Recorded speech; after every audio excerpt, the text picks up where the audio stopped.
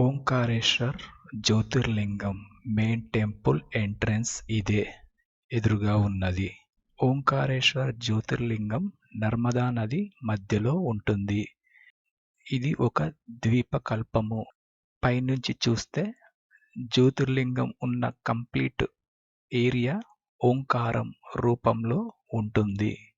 Omkareshwar Jyotirlinga main టెంపుల్ను visiting చేయాలంటే 3 methods. First one boat riding, second one Narmada నది పైన ఉన్న bridge steering autos, third one కాలినడక. ఎనీ వన్ ఆప్షన్ సెలెక్ట్ చేసుకోవాలి. ప్రస్తుతం నేను నర్మదా నదిలో బోట్ రైడింగ్ చేస్తున్నాను.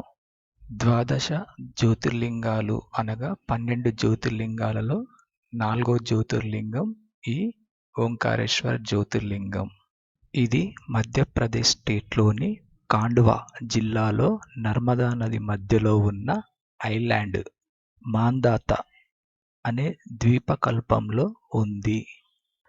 మెయిన్ టెంపుల్ లెఫ్ట్ సైడ్లో అత్యంత పవిత్రమైన మరొక టెంపుల్ అమరేశ్వర్ టెంపుల్. మొదట ఈ ఆలయాన్ని దర్శించిన తర్వాతనే ప్రధాన జ్యోతిర్లింగాన్ని దర్శించవలెను. దర్శించడం వల్ల మోక్ష ప్రాప్తి కలుగునని భక్తుల నమ్మకం. పరమశివుని భక్తుడైన మాంధాత చక్రవర్తి శివుని కోసం ఇక్కడి పర్వత ప్రాంతాల్లో కఠోరమైన తపస్సు చేస్తాడు. శివుని అనుగ్రహం అనంతరము ఇక్కడ జ్యోతిర్లింగంగా అనగా స్వయంభూ జ్యోతిర్లింగంగా దర్శనమివ్వాలని కోరుతాడు. ఇదే స్వయంభూగా వెలసిన ఓంకారేశ్వర జ్యోతిర్లింగము. ఓంకారేశ్వరం ఉన్న ప్రదేశంలో నర్మదా నది 2 పాయలుగా చీరి ఐలాండ్గా ఏర్పడుతుంది. పైనుంచి ఓంకారం రూపంలో ఈ ఐలాండ్ ఉంటుంది. మొదట స్నాన్ ఘాట్లో పవిత్రమైన నర్మదా నదిలో స్నానాలు ఆచరించిన అనంతరం ఇదే ఓంకారేశ్వరంలో ఉన్న ప్రధాన జ్యోతిర్లింగం.